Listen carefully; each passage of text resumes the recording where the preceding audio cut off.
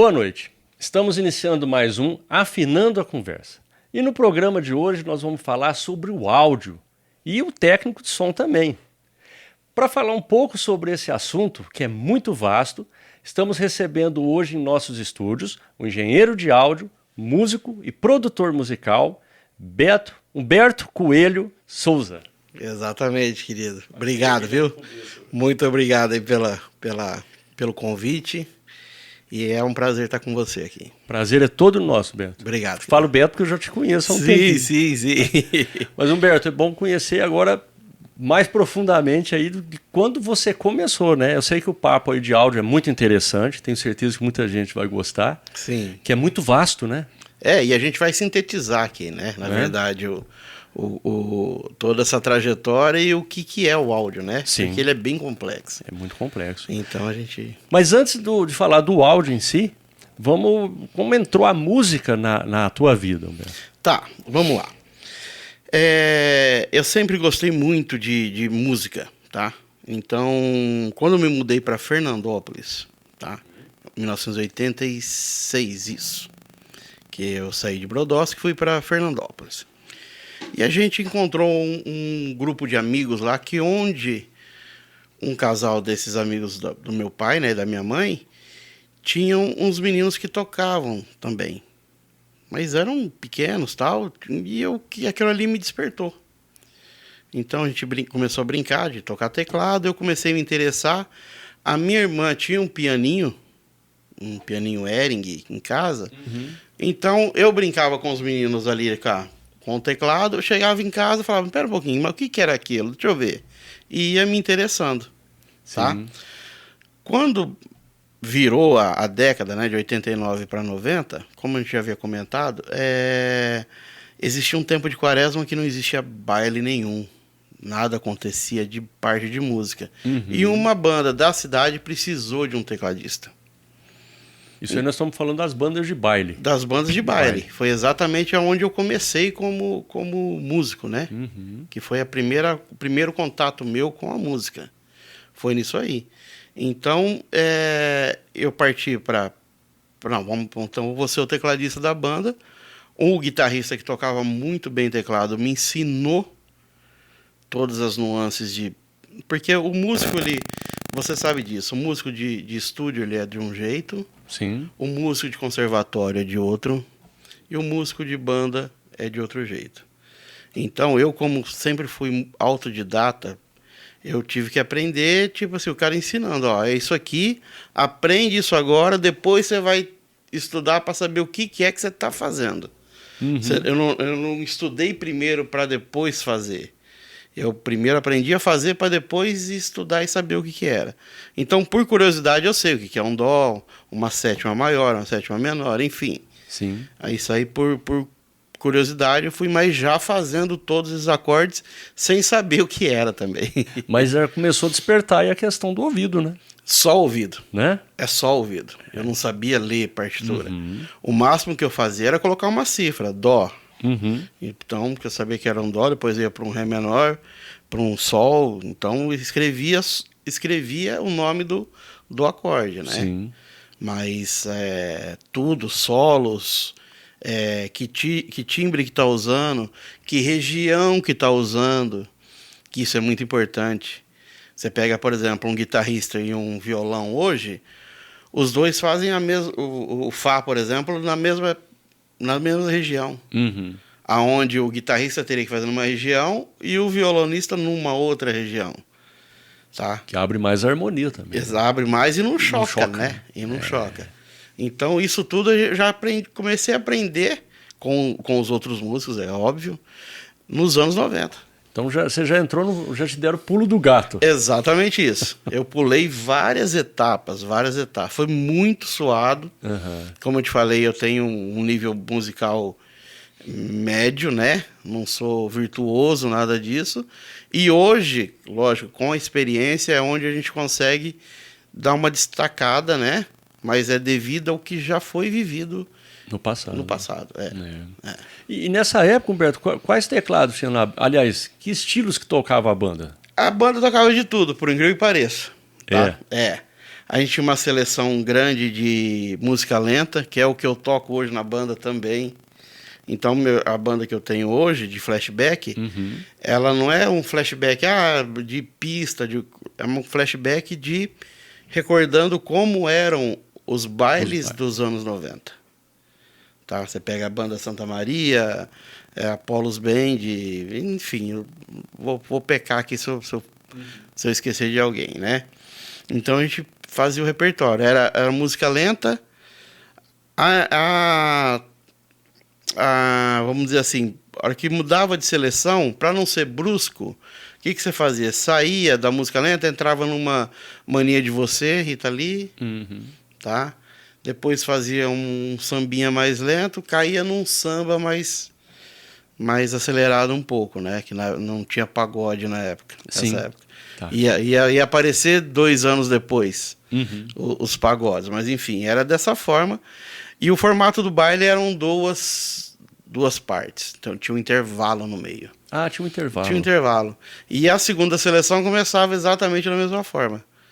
Então o pessoal tinha um intervalo, o pessoal ia comer alguma coisa, banheiro, tal. Voltava a segunda seleção com uma música lenta, que é para chamar o pessoal de volta para o salão. Não é porque é bonito, não. Tava todo mundo disperso, né? Sim. Então, para a gente fazer qualquer outro estilo de música que seria dançante e tal, você teria que chamar o pessoal. Então a gente chamava com essas músicas lentas e fazia o baile da mesma forma que fez a primeira, não repetindo as músicas, mas na mesma sequência. Sim. E a banda tinha quantos componentes, Humberto, nessa época? Nessa época era batera, baixo, guitarra, teclado, um cantor e uma cantora. Ou às vezes 2 cantores e uma cantora. Dependendo da banda que a gente trabalhava na época, né? Essa primeira banda era um cantor e uma cantora. O guitarrista cantava bastante também. Então, a segunda banda que eu entrei, ela já tinha 2 cantores, uma cantora. O sax cantava muito bem também, o menino do sax. Então, assim foi indo. Aí já trabalhei em banda que tinha 2 cantoras e 2 cantores. Variava nessa forma. Até é bom também para não ficar sempre a mesma voz, né? Exatamente você isso. ter mais possibilidades, né? Era exatamente para isso. Era também que a gente sabe que quem tem 2, quem tem 1 não tem nenhum, quem tem 2 tem 1, né? Então já pensou? Sim. Você vai fazer um baile e dá uma faringite numa cantora, por exemplo. Entendeu? Você tem meio repertório perdido. Então, então intercalava nisso aí. Você perguntou sobre os teclados. Na verdade, eram os instrumentos, era do dono da banda. Ah, é? Era. Os músicos, a gente trabalhava por mês, não era registrado. Tá. Mas a gente tinha um salário mensal. Eram todas as bandas que trabalhavam dessa forma nessa época, tá? Independente dela ser uma banda grande ou pequena. E a banda tinha todos os instrumentos. Bateria, baixo, guitarra, teclado. Então tinha todos. E no carnaval você tinha seria o seu 13º. Ele combinava com você a paga do carnaval, que geralmente era em dólar. Olha! Era em dólar. Que bacana. Eu lembro que nesse formato, né? Meu último carnaval foram $1.400 que a gente fechava. Que era a moeda, na verdade, de correção para as bandas, era $1.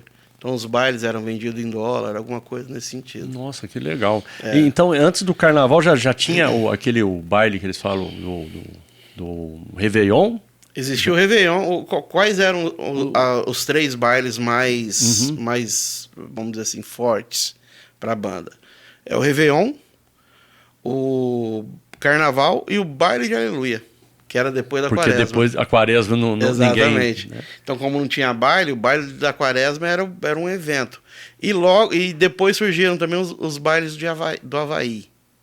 Tá, que eram mais temáticos. São mais temáticos, exatamente. Na beira de uma piscina, frutas, e isso mais pro final do ano. Que legal. Então já tinha uma agenda grande aí. Já tinha uma agenda grande e tinha também outra parte muito, muito legal que ninguém nem imagina. Quando você fechava, por exemplo, um baile aqui em Batatais, no contrato já tinha que você não poderia tocar a menos de 100 quilômetros de distância durante um ano. Entendeu? Olha a diferença. Olha. Hoje, por exemplo, você pega um Gustavo Lima, Aham. ele toca hoje aqui, amanhã em Jabuticabal, que vai dar 70 km. Amanhã ele volta para Ribeirão para fazer o Ribeirão Rodeio Music, que dá 30 km daqui, 40, vamos dizer assim. Entendeu? Então hoje não tem essa vamos dizer assim, essa fidelidade. Não, eu vou tocar aí, mas durante um ano eu não toco perto. Por que isso? Porque os artistas da época eram as bandas. Não existia... Você não tinha nenhum contato com... eu vou ali no show do Roupa Nova, eu vou ali no show na época, do Biquíni Cavadão, por exemplo. Você não tinha isso. A gente não tinha acesso. Principalmente, a gente estava de São Paulo dá 600 quilômetros, por exemplo. Entendeu? Já ficava mais difícil também. Né? Exatamente. Então, as bandas, nessa época, eu dava entrevista em rádio. Como tecladista da banda. Estamos falando aqui como tecladista da banda Energia, tecladista da banda Plataforma, enfim. Gravava fita cassete, fazendo a chamada do baile. Gente, nós vamos estar aí fazendo o baile do Havaí, tal. Já mandava para a cidade por correio e a rádio punha você falando numa fita cassete. Porque você era o artista. Você chegava nos lugares, tinha polícia escoltando.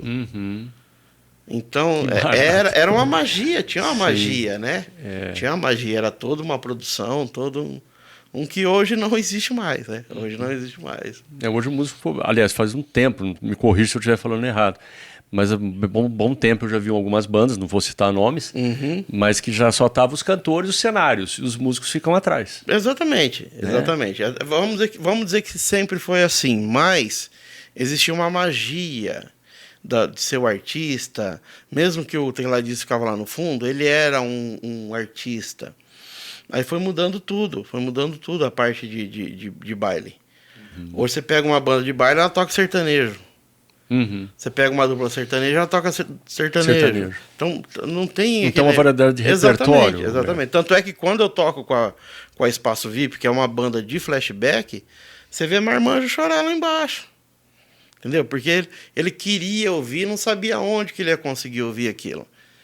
Entendeu? Por quê? Porque os clubes pararam de fazer bailes, as bandas não tendo baile, elas não tem onde tocar, né? Acabaram, entendeu? Então você pega um monte de banda, você pega Unidade 2 de Ribeirão Preto, African Rebeat, Grupo Nós ainda rola até hoje, ainda funciona, né? Lógico que adaptado para esse repertório de agora, né? Mas as outras bandas acabaram. Banda Metrópole acabou. A gente estava comentando agora há pouco. Fascinação em Taquaritinga, Frenesi. Enfim, N bandas finalizaram, né? Os trabalhos, porque não tinha mais onde tocar. Fica complicado, né? Sim. Outra coisa que tinha, eu acredito, né? As bandas pegavam também bastante, eram os showmícios, né? Isso sempre foi um gás, um oxigênio a mais para as bandas, tá? Você sabia que de 2 em 2 anos, na verdade, né? Quando o de governador era mais difícil para as bandas pequenas. Tá? Governador e presidente era mais difícil para as bandas pequenas. Bandas grandes ainda faziam. Você pega Apolos Bentes do Paraná, Fruto Proibido, Santa Maria de São Paulo, aquela outra banda também que é de Cravinhos, de Valinhos, perto de Campinas ali. Banda do Brejo, que fez muito. Existe a Banda do Brejo ainda? Existe, cara, existe. Eles são, assim, já são todos, né, posicionados então eles se reúnem algumas vezes e fazem um old generation, né, uma geração antiga. Então eles fazem alguns bailes ainda assim. Então, mas não nada profissional assim a nível de não, vamos viver da música. Não, isso aí não. Mas eles ainda pegavam pro candidato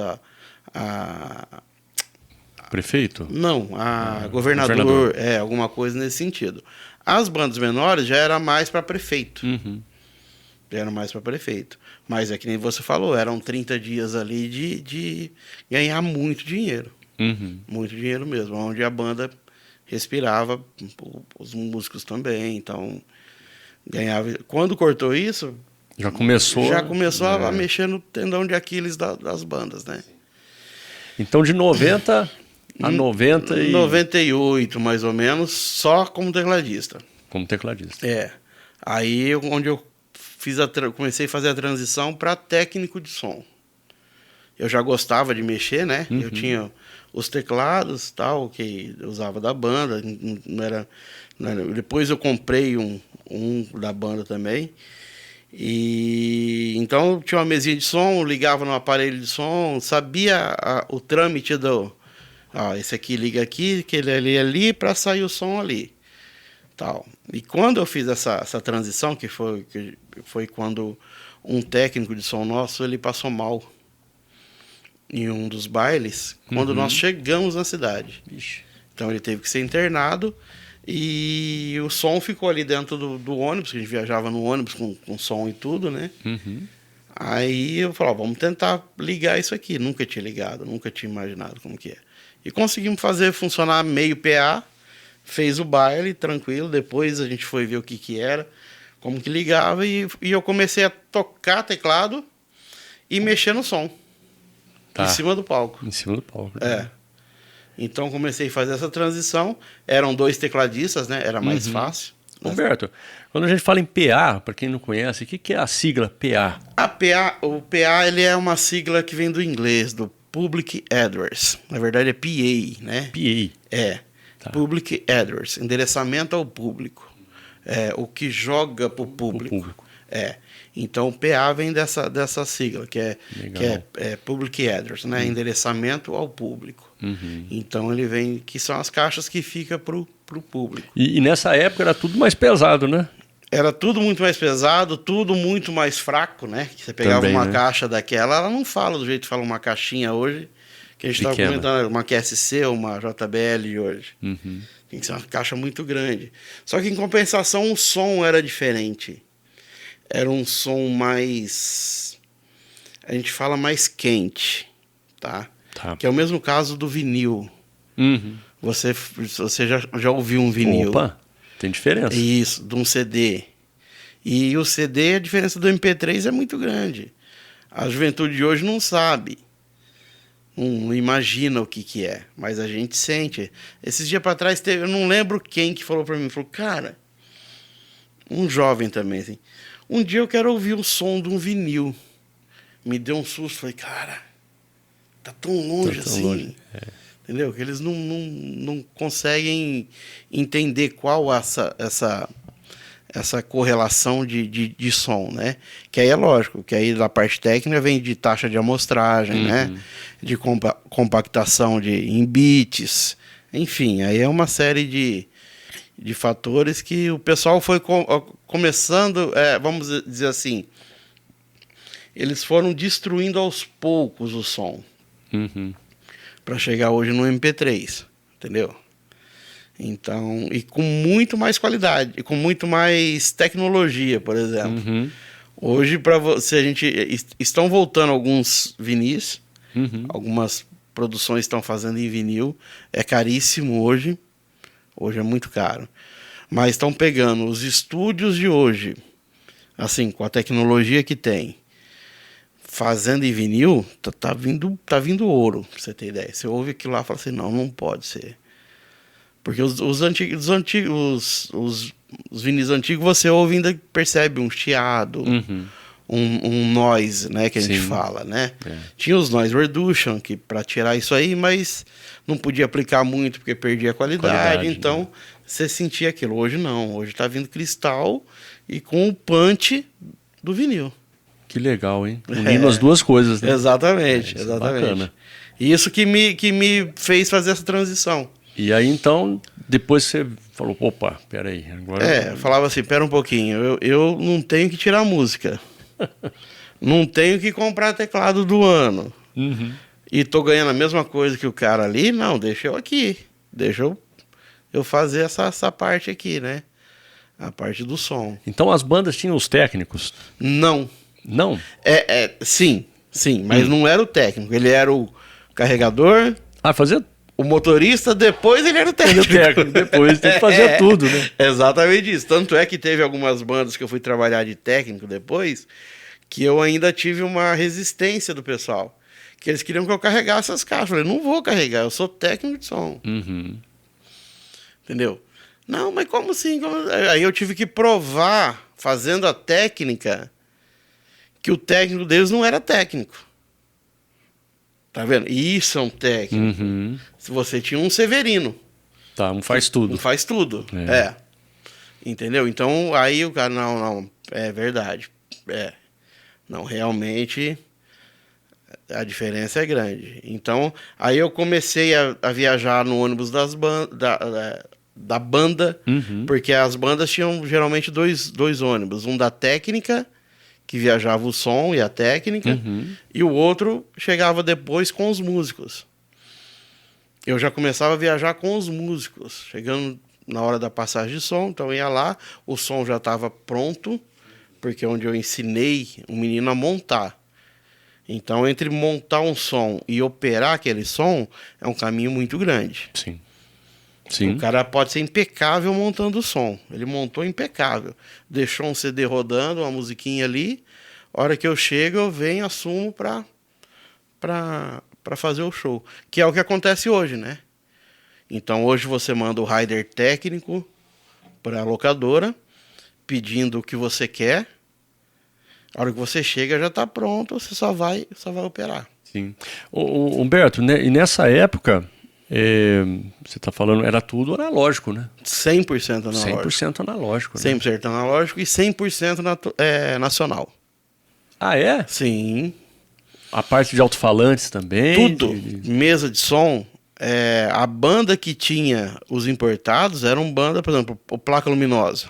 Tá. O Placa Luminosa, ele tinha os instrumentos importados. Placa Luminosa é uma banda de baile. Sim. Que foi fazer sucesso bem depois. Mas por quê? Porque o baterista Luizão, ele viajava muito para Nova York. E onde ele trazia os instrumentos e ele vendia também. O mesmo caso com a banda com a Dimensão 5. Então, o pessoal, a família Lippe, sempre viajou para o exterior. Tinham condições. Então, trazia os instrumentos. Quer dizer, eu tinha esse acesso, né? Exatamente. No grupo nós, aqui em Ribeirão Preto, era o irmão do dono da banda. Entendeu? Que ele ia para os Estados Unidos e trazia. Então, sim. Agora, nós, lá no interior de São Paulo, tá? Numa cidade que na época tinha o quê? 20 mil habitantes, 25 mil habitantes? Cara, era tudo nacional. Era EMC, Stanner, a guitarra era Giannini, entendeu? Ah, você tem uma guitarra ruim? Tem, uma tonante. Aí eu tenho uma boa, uma Giannini. Não era. Não era. Era um pouquinho menos ruim que a tonante, entendeu? Mas era profissional. Entendeu? Teclado, Farfisa. Olha só. A única coisa que não conseguia ser nacional eram os sintetizadores. Aí era difícil. Que era suado. Que era suado. Caro, né? Caro. Entendeu? Onde a banda investia nisso aí. Mas a mesa de som era uma Stanner. As potências, EMC. Os falantes, geralmente, EMC, enfim, esses nacionais. Entendeu? Tudo nacional. A parte de iluminação... nem se fala, né? Era interruptor de tomada, que você tinha que trocar, todo mês tinha que trocar, porque ela queimava, né?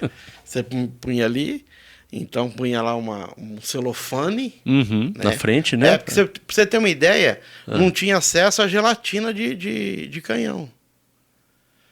Não tinha gelatina de canhão, que era uma coisa assim, banal. Nós não tínhamos acesso, tinha que comprar o celofane verde, celofane vermelho. Fazia uma caixa, colocava as lâmpadas ali. Isso para você ir tocar profissionalmente. Tá? Não estou falando que fez aquilo ali para brincar. Não era isso, não. Tocar mesmo, duro. Entendeu? Aí em 94, por exemplo. 93, 94, começamos a ter acesso a alguns instrumentos importados, onde começaram a abrir as lojas de músicas. Toca instrumentos musicais, Toledo. Elas traziam esses instrumentos musicais, porque nem isso não tinha na região. Você queria comprar um instrumento desse, tinha que ir a São Paulo, encomendar, era complicado. E aí começou a bateria eletrônica Roland, os teclados Roland, Yamaha, enfim, aí começou a melhorar. A mesa de som já poderia pegar uma melhor, pegava uma Roland, que já era importada, entendeu? Mas o cara tinha uma Hansa. Não, mas ele tinha Hansa porque ele trouxe dos Estados Unidos. Uma mesa maravilhosa, analógica, entendeu? Mas ele trouxe de lá. Aqui nós vamos trabalhar com o que nós temos. Sim. Que em 94 começou a abrir as portas para conseguir esses instrumentos e equipamento já importado, né? Os monitores da Electro-Voice, os EV, as potências EV. Aí já começou a aparecer uma coisa melhor. Ó, que legal, ó. Microfone, começou a vir o Shure, né? Os SM50 já existiam há muito tempo, mas a gente não tinha acesso. Sim. Então foi essa transição mas isso aí já era mais pro final, onde as bandas começaram a começar a perder força, né? No cenário também, né? Tá, aí começa então um pouco mais esse ainda acesso, né? Teve esse acesso, então as bandas foram bem até 98. Tá, 98, 99, 2000. Meu último comício foi em 2000, por exemplo. Aí acabou. Aí as bandas começaram... Porque o pessoal fala assim, mas o que acabou com as bandas? Eu acredito muito que mudou a forma de entretenimento. Que é a mesma coisa que vai acontecer agora. Eu estou sentindo isso já também de novo. Uma previsão, Humberto? Não é uma previsão, é um ciclo, né? Tá. É um ciclo. Então você já começa a ver bares grandes assim que já não tem tanta gente, porque o pessoal fala, poxa, eu vou ali no barzinho, vou gastar hoje R$400. Sim. Aí ele vai ver uma edícula com a galera dele, ele e a namorada vai gastar 200 todos os dias lá. Que é o que aconteceu com a gente lá atrás. Tá? Por quê? Clubes. Você tinha 2 clubes na cidade. Tá? Piscina em casa era muito difícil. Era só os médicos, né? Pessoa rica que tinha. Aí de repente começou, puxa, tá fácil fazer piscina. Tá, mas abriu um loteamento de rancho lá no Rio Grande, principalmente lá na minha região, tá, que é cercada por esses rios. Então, aí o pai vai e compra um rancho ali na beira do rio. Então, da sexta-feira, eles vão pro rancho. O que acontece com o clube aqui? Começa a esvaziar os clubes. Sim. Automaticamente o clube não tem renda se ele fizer um baile. Então, aí começou a dar uma drenada nas bandas de baile. E o pessoal já estava meio que... Um pouco cansado já? Cansado desse tipo de evento. Tá. Tanto é que hoje você fala assim, nossa, mas se voltar um baile vamos dar um exemplo, um baile de carnaval. Vamos fazer 4 noites de carnaval, marchinhas, metais, e cada noite o clube com um tema. Na minha época era assim. A gente ia dormir, né? Que acabava. A gente chegava no outro dia, o clube estava totalmente transformado. Entendeu? Vamos fazer isso aqui hoje? Vamos? Não vai ninguém. Porque por mais legal que seja, por mais nostálgico que seja, mudou a forma de entretenimento. Sim. O pessoal quer pegar 7 horas de fila e ir pra praia. Isso é legal. Que legal. Tô há 7 horas aqui. Entendeu? Aí posta, virose. Entendeu? Depois de alguns dias, né? Ou poucos dias até. Então, por mais que seja legal, por mais que você fale assim, o povo não vai. Porque porque mudou a forma de entretenimento. Né? Teve um episódio que a gente foi fazer em Goiânia. Eu já estava no Clube da Viola aqui, em 2002, isso aí, 2003. Eu já estava trabalhando com o Clube da Viola, já era um outro tipo de artista. Tá. Não era mais banda de baile, então era o pessoal do Clube da Viola. A gente foi fazer um Búfalo, se eu não me engano, era uma boate dentro da exposição de Goiânia. Pra você ter uma ideia, nesse dia que a gente foi, Bruno e Marrone fez um show lá, 110 mil pessoas dentro da festa. Dentro da festa. É, tá? Só que era assim, pra gente descer da van, tinha que passar pela fila de entrada do pessoal da festa. Então, enquanto o pessoal vai abrir o portão ali, você tá ali, né? Aí você escutei um diálogo de duas... Isso aí eu lembro até hoje. Ah, você vem amanhã no show do Capital Inicial? Ela falou assim, não, Deus me livre. Meu irmão comprou o DVD deles lá e toca todo dia isso aí em casa. Eu não aguento mais. Não quero ouvir isso. E o cara, naquela época, o cara foi na Lojas Bahia, comprou uma TV em 24 vezes, um DVD, na época era DVD, comprou um DVD de R$5 pirata, e toca. Então ele acha que aquele cara que tá tocando, aquele artista ali, já virou irmão dele. Então, não, Deus me livre, não sei o quê, que na nossa época, ir no show do Capital Inicial era um evento. Sim. Da gente ir. Sim. E para ele já... Então, por isso que eu falo que mudou a forma, né? Mudou o jeito de olhar para um artista, mudou tudo, né? Nesse tempo aí. Então, nessa época, no Clube da Viola, você já estava como técnico de som? Já estava como técnico de som. Então teve esse... Vamos dizer assim, começou como tecladista. Como tecladista, fui até 98. Você viu que ali era uma possibilidade...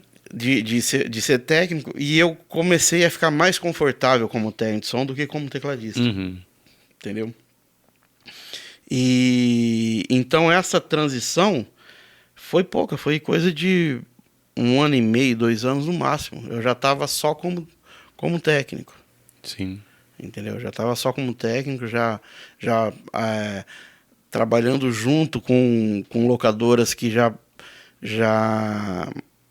serviam para artistas grandes, então você já tinha a dimensão do que era trabalhar com um artista grande, a necessidade de um artista grande tinha.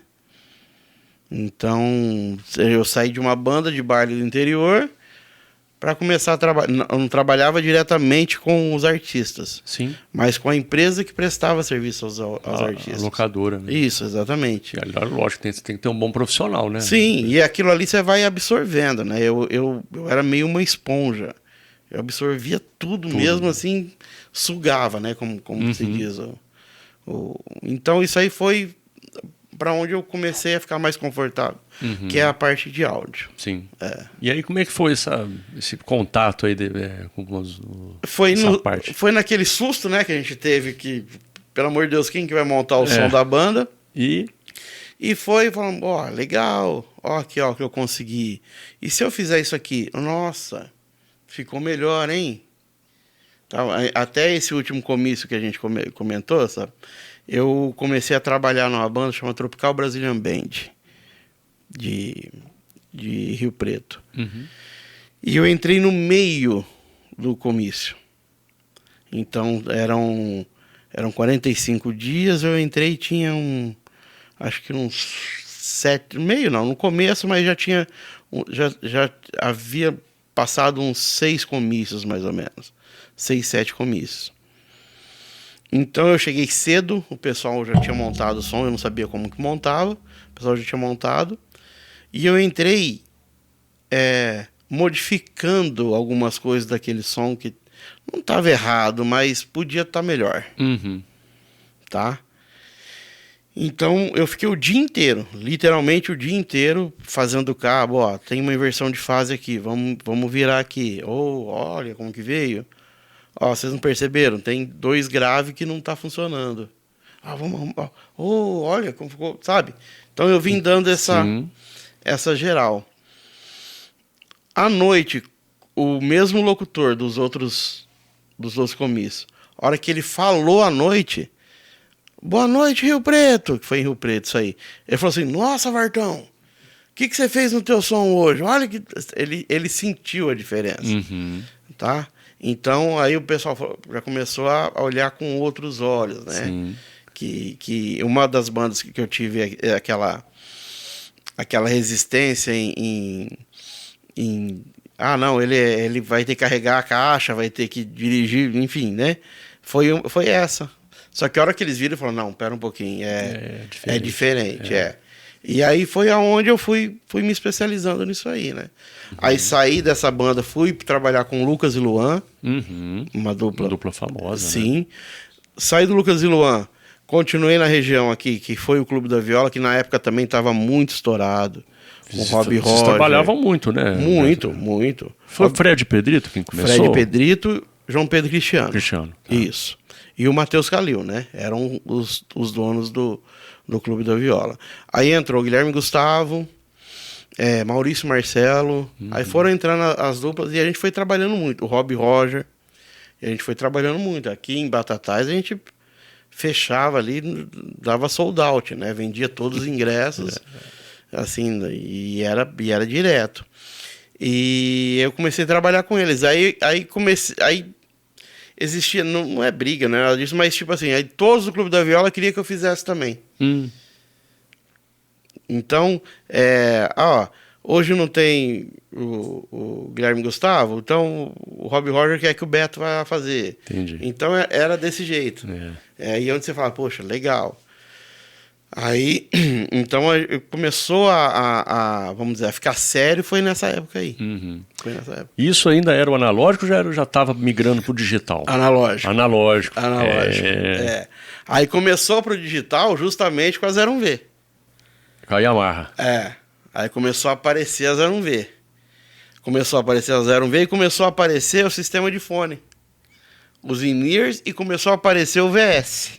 Ah, bacana. Que a gente daqui a pouco vai dar uma pincelada no que é o VS. Humberto, e do analógico? Vamos lá. Vamos dar um exemplo aí do pessoal de hoje. Né? O pessoal tem um dinheiro para investir aí, poderia até estar investindo em outras coisas, mas não, eu quero comprar uma mesa digital e eu mesmo vou fazer o negócio. E aí, você tem um preset lá de alguma coisa, mas você não tem o conhecimento, você não tem um ouvido. Não funciona, não vai funcionar. O que vai acontecer? Não vai funcionar. Tem os presets, ela te entrega na mão, de mão beijada, para quem entende. Sim. Para quem entende. Então, por exemplo, você pega uma mesa... A Yamaha não tinha isso, mas você pega, por exemplo, a 01V... A 01V não, a X32, ela te dá lá algumas sugestões para você equalizar uma caixa de bateria, por exemplo. Sim. Então ela te dá lá um bumbo, um chimbal, um teclado. Então ela te dá uma sugestão. Ó, tenta essa equalização aqui. Mas aí o que acontece?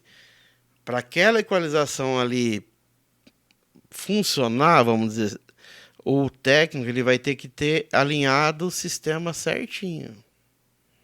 Então não é pô ali, que lindo que ficou, não. O técnico de som ele tem que alinhar o sistema, ele tem que analisar o ambiente. Ele vê, tô aqui, tô nesse ambiente, nossa, mas tá reverberando demais. O que eu tiro? Volume? O que eu tiro? Grave? Ele tem que entender.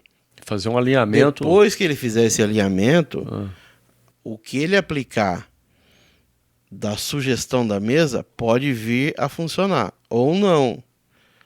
Porque ela não fala, faz essa equalização que eu estou te dando se você estiver usando esse microfone. Não, ela te dá uma equalização. Só que se o microfone não responder o que ela está pedindo, não vai ficar legal. Tá? Então, ou seja, eu já fiz várias vezes, pra você ter ideia. Já usei. Eu cheguei na hora do show, tal, fui lá, deixa eu ver. Então, preset. Ela deu uma sugestão, eu fui e começou em cima da sugestão dela, eu acabei de arrumar. Legal. Sim. Ela me adiantou 60%. Mas por quê? Porque eu tinha o conhecimento de mexer na sugestão. Em vez de eu fazer do 0 ao 100%, ela me entregou 60% e os outros 40% eu fiz ali e tal. Então, acabou a segunda música, estava tudo como se tivesse passado o som. Sim. Tá? Então, ela não vai te dar esse poder de ser super técnico em todos os eventos, não. Não tem nem como, né, Humberto? Não tem. Cada ambiente é um e a lugar, gente fazia né? tudo isso na analógica, né? Sim. Na analógica. Que bacana, né? Mexer com todo esse processamento, né? Exatamente. Até chegar no... E isso foi uma transição também dos monitores para os fones. Ah, sim, você estava falando, é verdade. Dos monitores para os fones. Então, começou a tirar o monitor e colocar fone de ouvido. Por quê? Vamos lá. Nessa época, 70% das locadoras tinha déficit em monitor. O cara comprava um baita de um PA, uma potência do PA lindo, só que ele não tinha monitor bom para o palco. Então, cada show, vamos dizer assim, porque aí já era show, né? Era um sofrimento. Porque ali tem uma caixa que o cara fez no facão, pôs um falante que não é para aquela caixa. Porque, para você ter uma ideia, a caixa de som, ela tem uma litragem, que a gente fala. Aquele alto-falante, a caixa tem que estar com a litragem tal. Se ela tiver com mais ou menos, ele não vai responder o que tem que ser respondido. Tá? Se a potência não for a certa, não vai funcionar ali também. Então, para o cara investir em potência de som, equalizador, que era um problema sério, na época um equalizador bom, honesto, você ia pagar na faixa de $1.500. Nossa. Você tinha que ter 8 deles em cima do palco para fazer os monitores e o side. É um investimento alto, né? Exatamente. Entendeu? Para esses equalizadores, você vai ter que ter as potências, os canais de potência. Então, 4 potências. Que cada uma tem 2 canais. Já vai para... Tá. Entendeu? E, para isso, você tinha que ter 8 caixas. Vamos falar da Electro Voice, que estava entrando na época. Que tinha a Electro Voice americana e a feita na Argentina. Ah, já existia na Argentina? Era nacional, era original, mas uma segunda linha. Tá. É a mesma coisa o microfone Shure hoje, o SM58, tem o americano e tem o mexicano. Isso. Tá? Mas mesmo assim, eram caríssimos. Então o que falava? Quer ver uma coisa? Vamos substituir tudo isso aí por fone de ouvido, que vai estar saindo igual sempre, toda vez. Então teve muito músico, existiu, enfim. E o fone também veio por causa do tal do VS.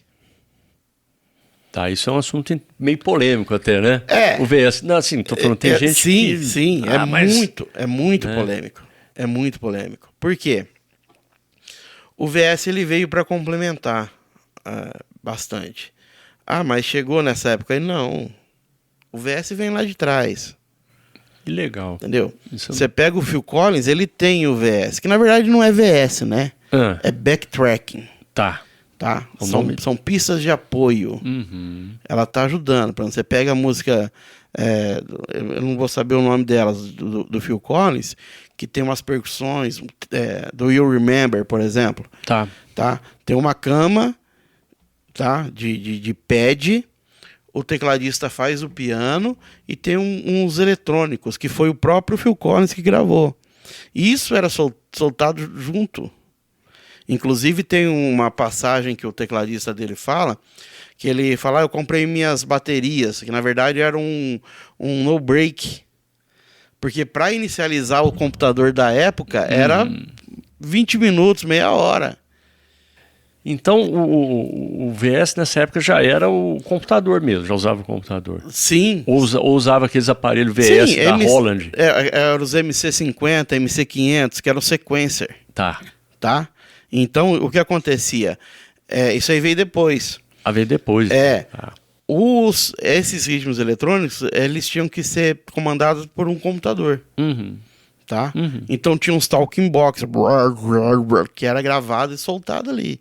Mas era muito pouco, eram 16 mega, assim... Espaço pequeno, né? Muita coisa assim que tanto é que tinha um teclado da Roland, o W30, que ele era sampler. Mas também, pra você usar ele, tinha que subir no palco e ligar 20 minutos antes. Isso tudo porque demorava, né? Era um processo mais lento. Né? E o VS, ele começou a ser chamado de VS no Brasil porque a Roland tinha um aparelho que chamava VS, que era o Virtual Sampling, né? O Virtual Sample, né?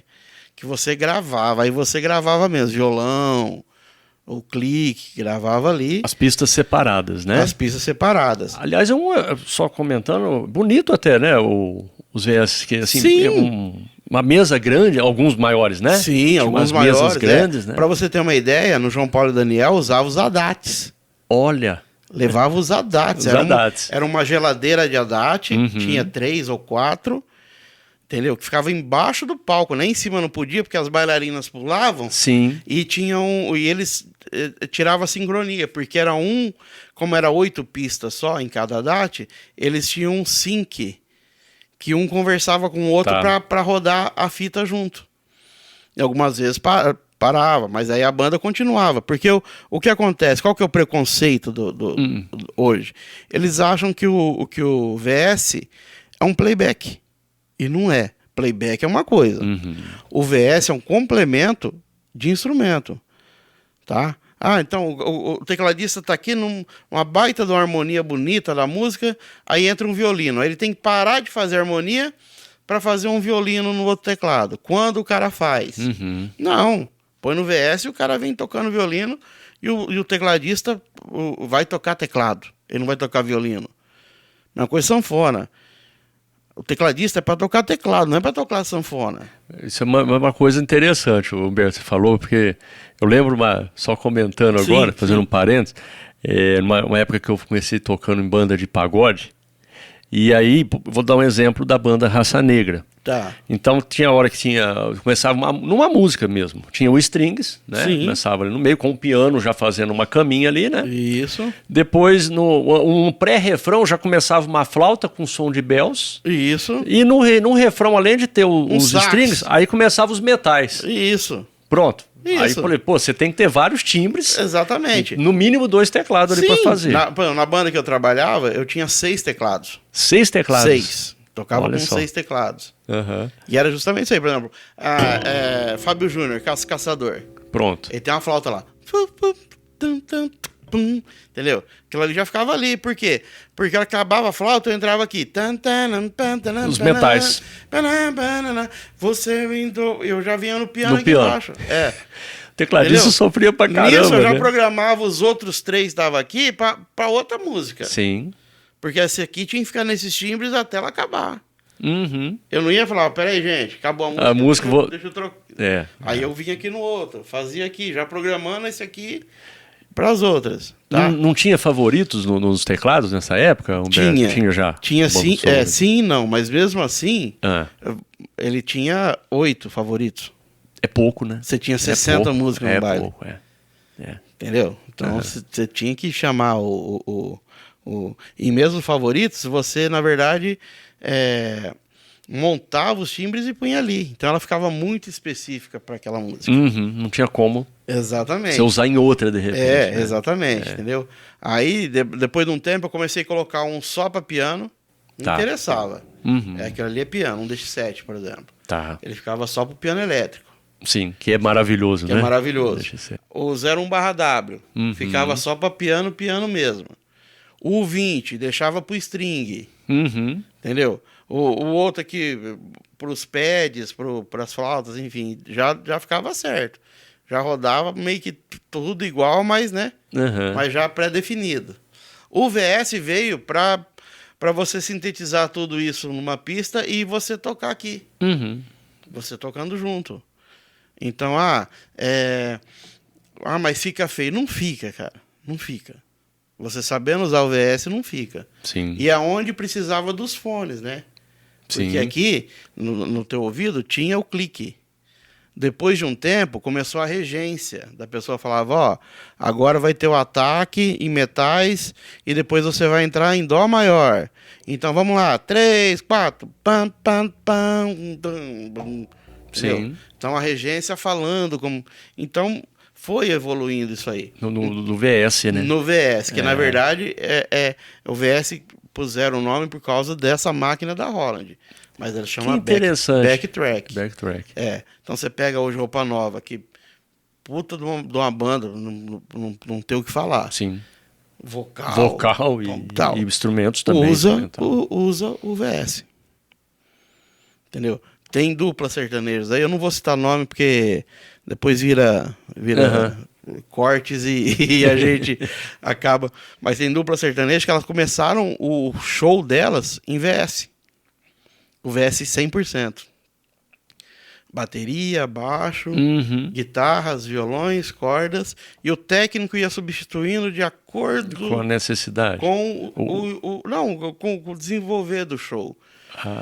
Mas por que isso, Beto? Isso aí surgiu por causa de rixas de festivais. Tem um festival aqui que vai ter 5 duplas sertanejas. Então, para nenhuma perder da outra... começou... Você sabe que a hora que começa um evento, o som não começa 100%. Não. É durante. Isso aí não tem jeito. Não tem como. Mas não passou o som, Beto? Passou. Mas a hora que passou o som, era uma temperatura. Isso. A hora que passou o som, o vento estava numa velocidade, agora está em outra. Isso tudo interfere na hora de tocar. A temperatura da potência estava de um jeito, agora está de outro. Dos falantes, dos cabos que fazem a condução da energia. A própria energia. Que por exemplo, você passa o som à tarde numa festa, uma agropecuária aí, de um peão. Os freezers estão todos fechados. À noite, a hora que o pessoal chega, o freezer abaixo, ligou. Pronto. Energia baixa, muda o som. Enfim, o que eles fizeram? Então eles começam o show para não ter erro, bonito, e vai substituindo. Isso virou uma tática, vamos dizer assim. É a função do VS essa? Não. Não é. Mas esse mito de VS, ele surgiu porque o pessoal acha que é um playback. E não é. Sim. Então você pega lá de trás... Já existia. Já existia um monte. Sim. Aí, lógico, ficou pior porque aí você pega uma Beyoncé da vida que põe a voz no VS. No VS, não é playback. Tá. Mas você tem como colocar a voz original. Que vem do estúdio, né? Que vem do estúdio. Mas por que ela põe? Porque ela dança muito. Não aguenta, Tenta né? dançar daquele jeito. E cantar. Entendeu? Não vai aguentar. Não vai aguentar. Então, para ficar bonito pro público, eles fazem isso aí. Aí é onde começou a criar os mitos, os ranços sobre VS. Humberto, você me despertou uma curiosidade, mas eu lembrei agora. Você deve lembrar daquela revista Backstage, não sei se existe ainda, mas eu lembro de um exemplar, não vou citar o nome da dupla, mas tinha uma dupla que eles levavam 2 VS, se não me engano é o 2480, não estou lembrado do modelo, mas ele levava. E surgiu, Backstage é uma revista que trabalhava com técnico de sons, né? O pessoal que fica ali fazendo as coisas acontecerem. Sim. E eu lembro que um comentário de um foi justamente esse. Falou assim, não, teve dias que já aconteceu de eu ligar o violão ali do estúdio, porque tá todas as pistas ali. Sim. Porque o violonista não estava no bom dia dele. Exatamente. Ele não estava no bom dia, ele estava errando notas. Exatamente isso. Eu tirei o som dele da frente, do PA, e coloquei o som do VS. Exatamente. Ou é um músico novo. Porque por mais que ele tenha ensaiado, é que a gente sabe que jogo é jogo e treino é treino, né? Sim.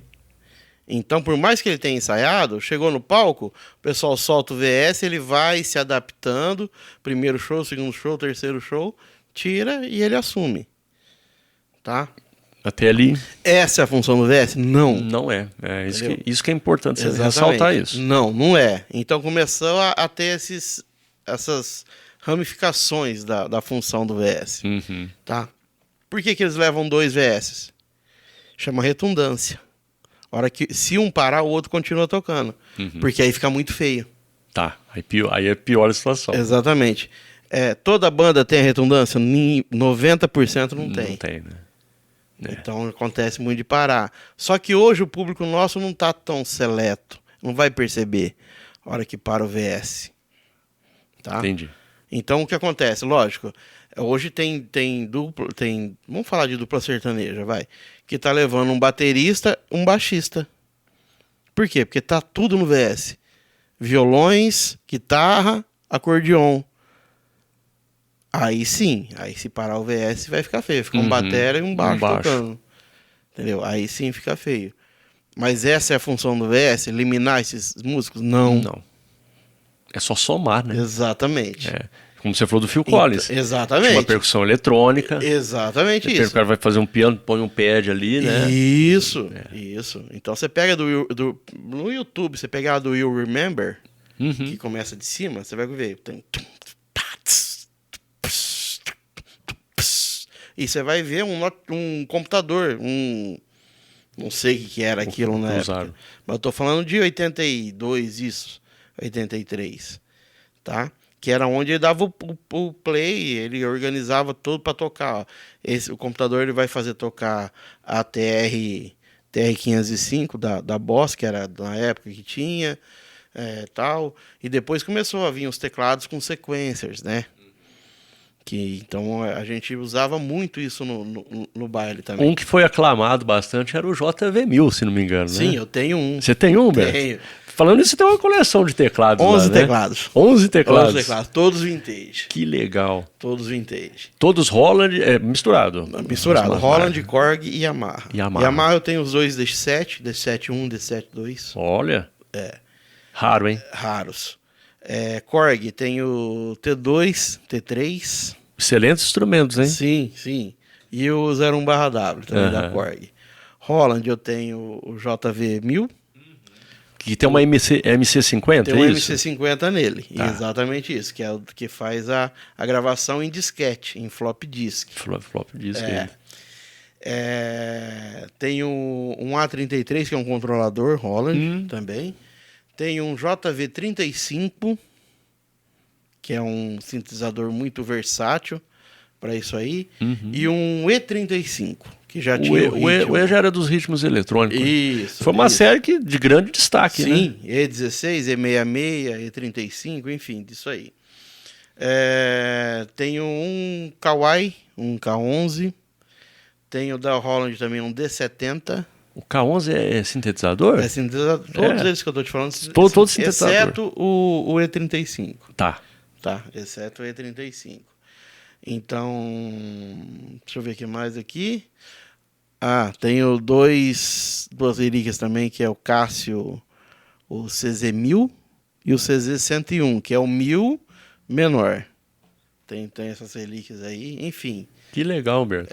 Tem. Que bacana. Tem um Alesis, olha. um Quadrasynth também. Quadrasynth também, né? Sim, todos sintetizadores.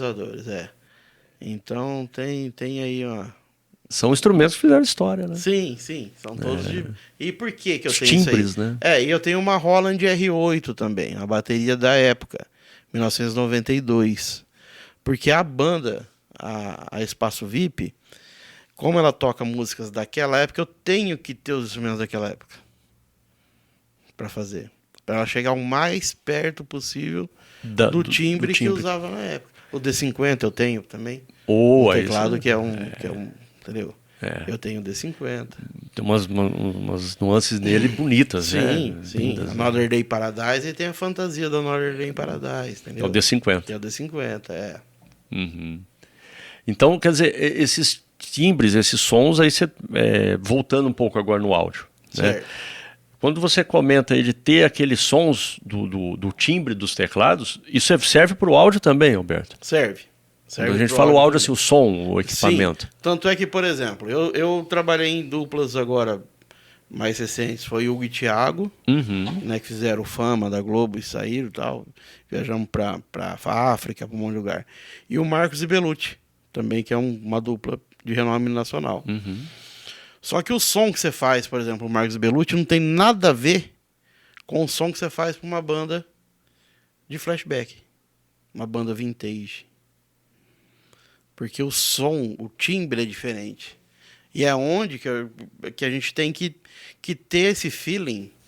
O técnico de som tem que ter esse feeling para entender o que ele tá fazendo. Que nem eu te falei, quando eu fazia Mafalda Minotti, é um timbre, porque o show dela era um show de jazz. Uma cantora italiana fantástica. Uma também, cantora né? italiana. Nós fizemos aqui a San Gennaro 2 vezes já. Sim. Que eu fiz. Era você que estava Sim, era eu que estava como técnico. Aliás, Humberto, eu acho que da primeira vez deve ter sido lá na praça, Sim, né? exatamente. E eu me lembro que quando ela veio, você estava na técnica, não te conhecia ainda, mas muita gente falou, o som da festa, é sério que eu vou falar, mudou depois do dia da Mafalda. Eu recebi esse comentário também. Mas a mulher ficou lá um dia inteiro Eu passando mexi no som inteiro. Passando o som o dia inteiro. Quem morava ali perto da praça, cidade Sim. conservadora, né? Sim. Ficou o dia inteiro, não sei o que, mas melhorou o som da festa, Sim. assim, que foi grandioso. Porque na verdade a passagem de som da Mafalda 60% é Mafalda. Ah, é? Você tem que. Ela tem um ouvido absoluto em frequências. Olha. E ela fala, ela pega o microfone, prova, né? Que é o teste que a gente fala teste, na Itália é prova.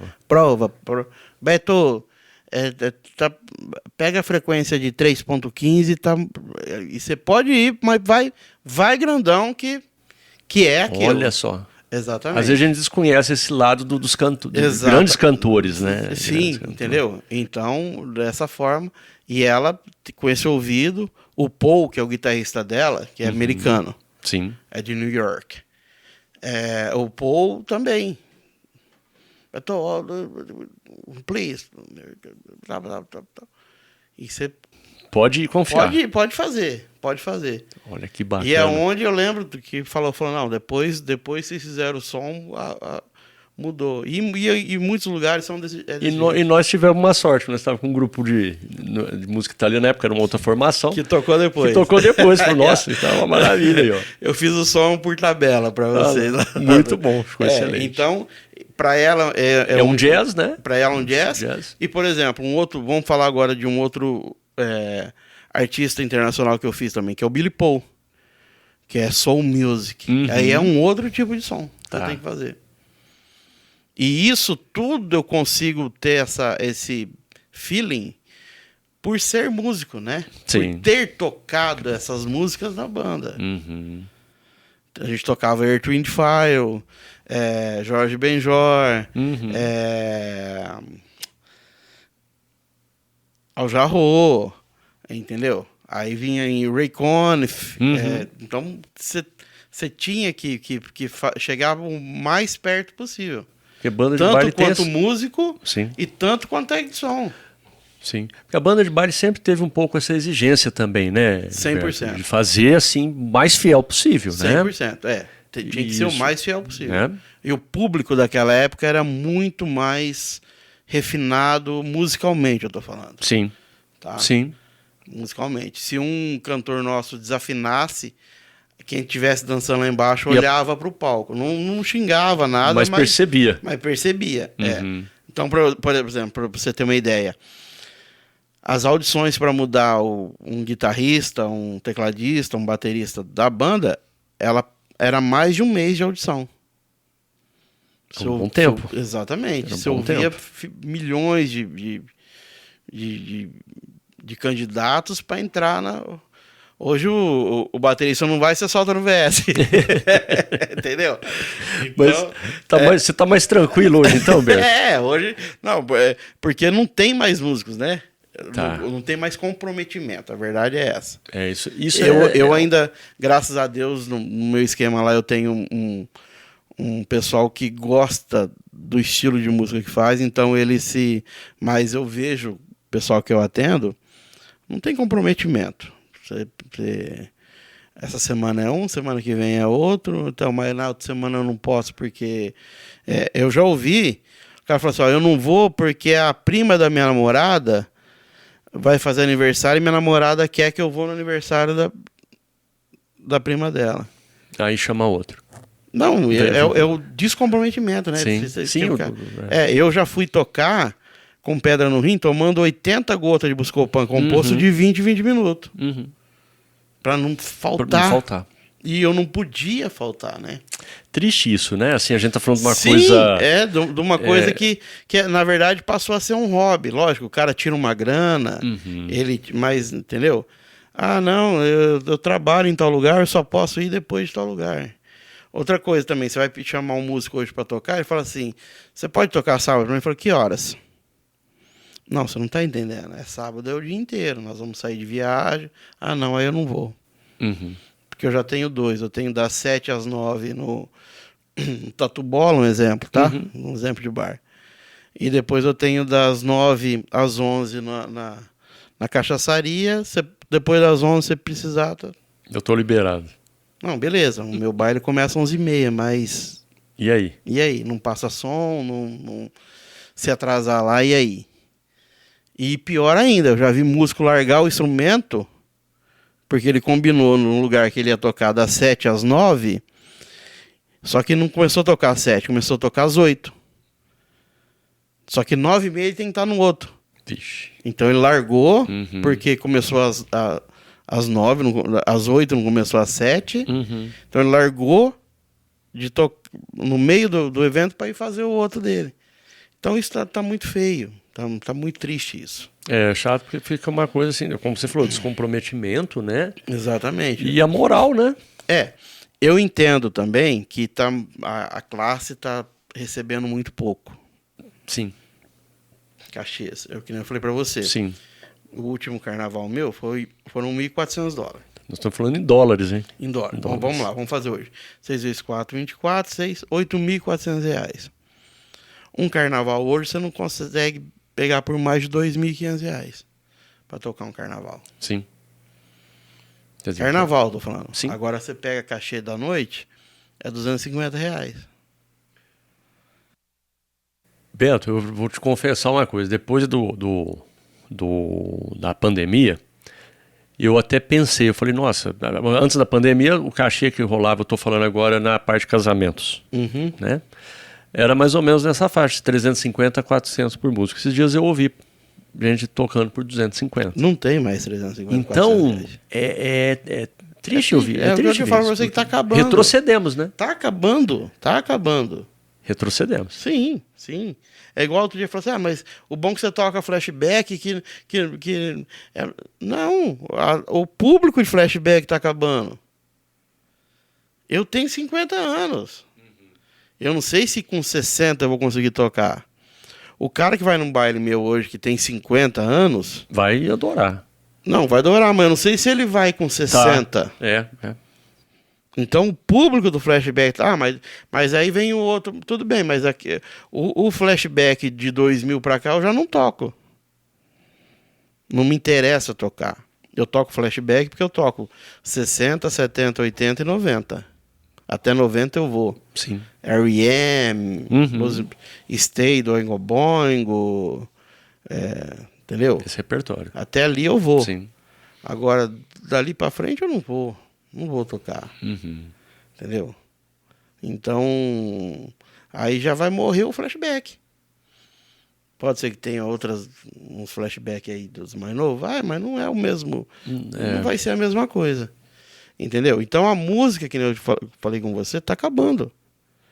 Esse tipo o músico, vamos dizer assim. Sim. Infelizmente tá acabando. Você pega DJ ganhando milhões de reais, entendeu? E bandas acabando. É triste ver isso, né? É triste porque ver a música não vai acabar nunca. Sim. A forma de execução da banda vai acabar. Entendeu?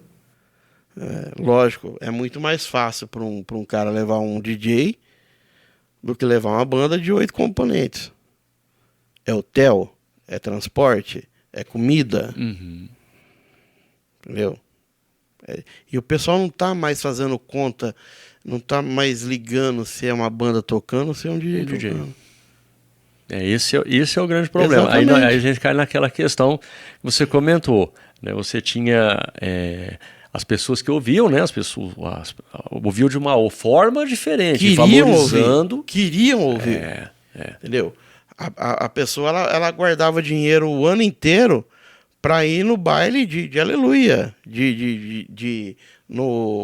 Você sabe disso, você pegava o Clube Vale do Sol, em Sertãozinho, ali na beira da pista, e tinha um bailes assim, Sim. já em Supercap Show, entendeu? Você pega o Palestra em Ribeirão Preto, a Recra foi vendida agora, entendeu? Por quê? Porque era essencialmente eventos. Sim. Bailes, debutantes, acabou.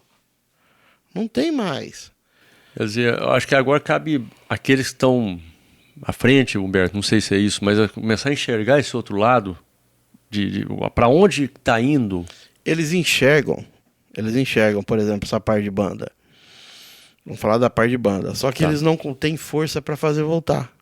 Que eu falei para você. Vamos fazer um tradicional aqui? Um baile de marchinhas. Quanto riso, vamos fazer? Lindo. Vão aderir a isso? Não vão. Não vão. Entendeu? Eu achei um presidente do clube lá de Brodowski, ele teve uma sacada que eu achei muito top. Ele, no começo do ano, ele colocou: gente, preciso de 70 casais que paguem, eu não lembro a quantia, tá? Que é referente a 7 bailes do ano. E ele conseguiu, cara. Que legal. Ou seja, as bandas com som já tá pago. Uhum. Ele já conseguiu a grana para pagar esses 7 bailes. Que legal. Achei legal. Uhum. Então, se os clubes fizessem isso, aí sim poderia começar a chamar, não na mesma intensidade, Sim. não no mesmo glamour, mas poxa, que legal, ó, vai ter ali então ele vai aproveitar um desses 7, vai colocar ali o baile do Havaí? Não, do vinho e do queijo. Pronto. Ele já sabe que a banda tá paga. Uhum. Que é o caro hoje é a banda e o som. Sim. Vamos falar uma banda barata, 5 mil reais. Uhum. Um som barato, 4 mil reais. São 9 mil reais, cara. Sim. O cara já vai sair com uma despesa de 9 mil reais. E às vezes a gente fala assim, pô, mas é pouco até, mas Não nos é. dias de hoje não é, né, cara, Humberto? não é. Então o que ele fez? Ele já tem 70 casais que pagaram um valor lá, que já cobriu esse preço, e agora o que vier para ele é lucro. Bar, venda de ingresso avulso. Então tudo isso aí vai ser, cara, baita de uma sacada. Sim. Talvez um início para outras pessoas. Você pega aí. eu não lembro o clube aqui, o clube de campo daqui. Operária, né? Operária, fazer um negócio desse? Sim. Por que não? Por que não? Aí chega um carnaval, ó, gente, agora aqui em vez de 70, eu preciso de 140 casais. São 140 mesas. Tá? Então eu preciso de 140 casais pro carnaval. Ele já paga a banda. Isso pelo menos ele já vai ter Exatamente. Vai ter um fôlego, né? Isso, exatamente. Desse fôlego, então, né? achei legal. Eu não Bacana. tinha pensado nessa sacada. Que legal, Humberto. Tá? E agora, mais um clube desse ele vai reverter para o entretenimento do que está acontecendo agora? Não. Uhum. Porque teve um outro problema sério também, que acabou com as bandas e com os locais de evento. Se chama, infelizmente, Boate Kiss.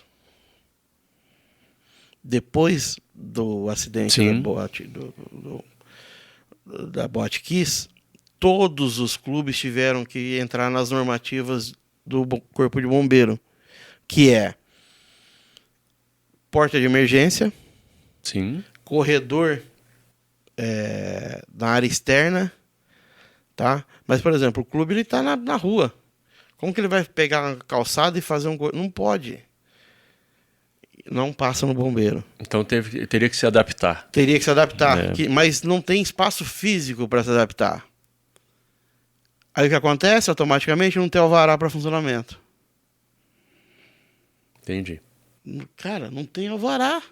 Não vai fazer. Não vai fazer. Você tá entendendo? Uhum. Então, foi aí que começou a degringolar mesmo essa parte de bandas, entendeu? Começou a... É legal, lógico, é segurança, mas tomou Uma uma proporção que ficou inviável para os clubes. Humberto, só para a gente caminhando já para os momentos finais, assim, um belo papo. Obrigado. Mas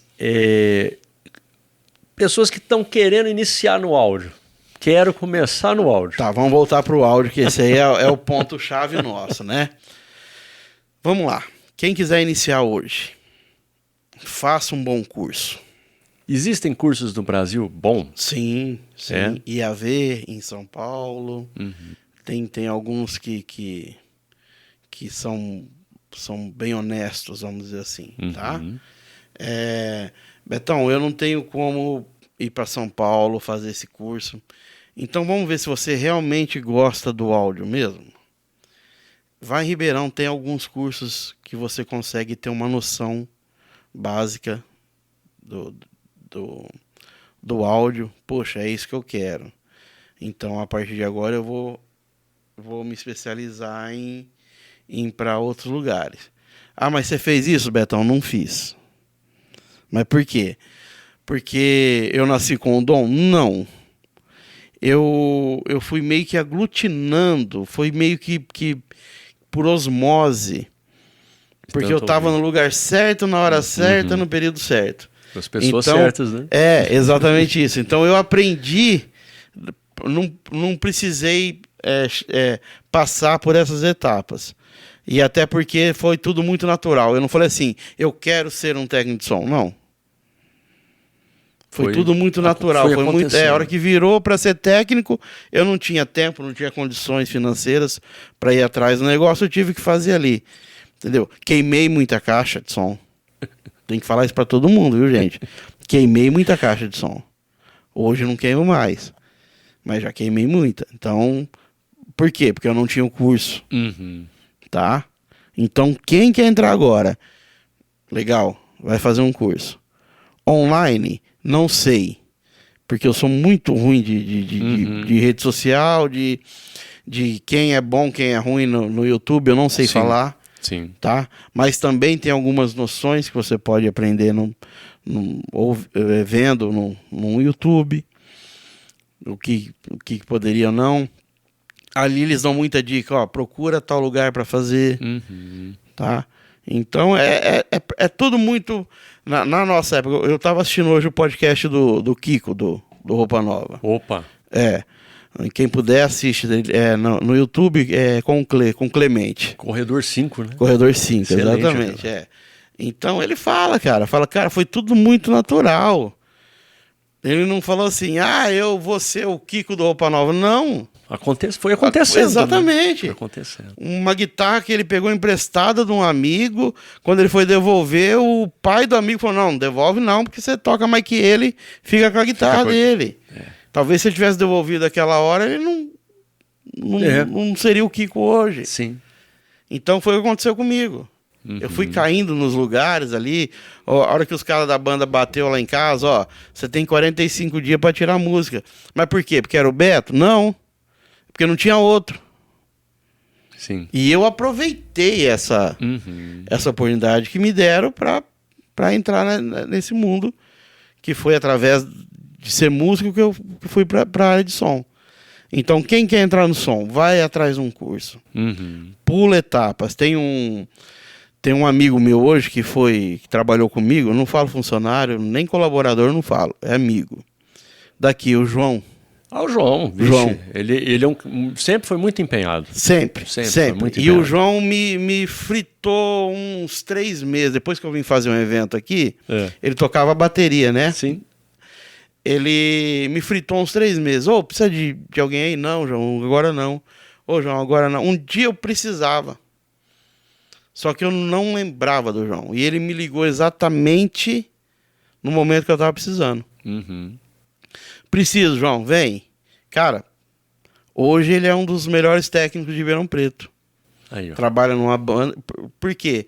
Porque eu passei para ele coisas de 10 anos.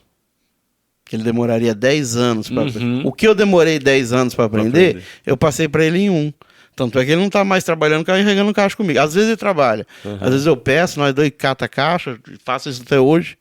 Até hoje, cato 90 quilos cada caixa, eu pego essas caixas. Não tem... Isso aí nunca vai sair de mim. Então, por quê? Porque ele estava na hora certa e a persistência. Sim. E a persistência de estar na hora certa ali e aprender com alguém que já tinha. Então, você não tem ninguém para... Vai fazer um curso. Vai ver se é isso que você quer. Ó, tá aqui, ó. Hoje está muito mais fácil. Muito mais fácil para você ser um técnico de som. Principalmente o pessoal de igreja. Tá, que você já fica até para uma outra entrevista se precisar. Com certeza. Porque agora o pessoal de igreja está se especializando mais. Então, e tira um som bom, hein? Então, exatamente. Então, é uma porta que está se abrindo. Que está se abrindo. Os técnicos de som de igreja tá sendo legal. Betão, só que eu tenho tempo e tenho grana. Então, vai fazer uma faculdade de engenharia de áudio no Chile. No Chile. É o único país que tem faculdades reconhecidas em áudio. E bom que tá ainda aqui próximo, aqui nas Américas. Né? Exatamente. Vai para lá, faz, que vai abrir as portas para trabalhar no navio, como eu trabalhei, né? É que verdade, também fica para uma outra história. A vida dentro do navio de cruzeiro. Que aliás, muitos músicos já passou por aí, né? Só os melhores. Né?